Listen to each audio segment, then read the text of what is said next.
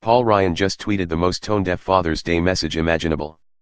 As we speak, children by the thousands are being ripped from the arms of their parents at the southern border. Under orders from the Trump administration, officials are separating families as soon as they cross into the United States and sending them to different facilities for processing, often hundreds of miles apart. There are reports that mothers and fathers are being told by border agents that their kids are only going to be taken temporarily so they can be bathed and fed, only for them to realize later that their children aren't coming back. And last month, a Honduran immigrant father was so despondent after his family was separated at the border that he committed suicide in jail.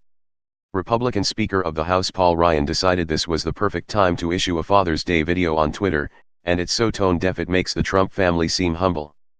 Ryan doesn't say a single thing about the travesty unfolding along the southern border. Not a word about the fathers there who will have little to celebrate Sunday, courtesy of President Trump and the weak Republicans in Congress. Sadly, this is par for the course for the GOP, both inside and outside the White House.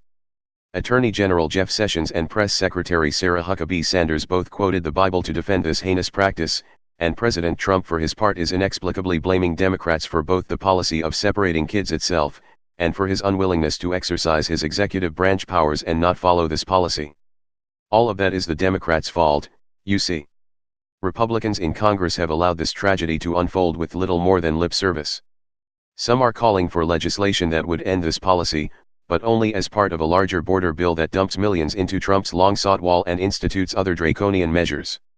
With the president threatening to veto the GOP bills currently under discussion, the few Republicans in Congress talking a good game are afraid of a face-off with the White House so close to the midterm elections.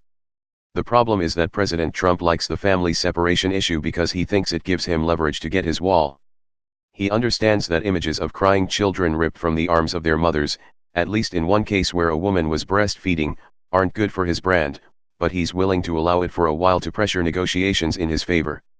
Then, when a deal is close, he can easily agree to change the policy and act like he's making a huge concession, even though it's not something he ever really wanted in the first place. And so the best possible spin we can put on this is that the president does not derive joy and satisfaction from these sadistic tactics in and of themselves, he's only allowing it to continue as a negotiating tactic. But the fact that he's more than willing to use immigrant families as pawns in this manner is a kind of sadism all its own. Speaker Ryan's silence on these policies, and the tacit and explicit support they're receiving from his party, is everything that's wrong with the GOP in a nutshell.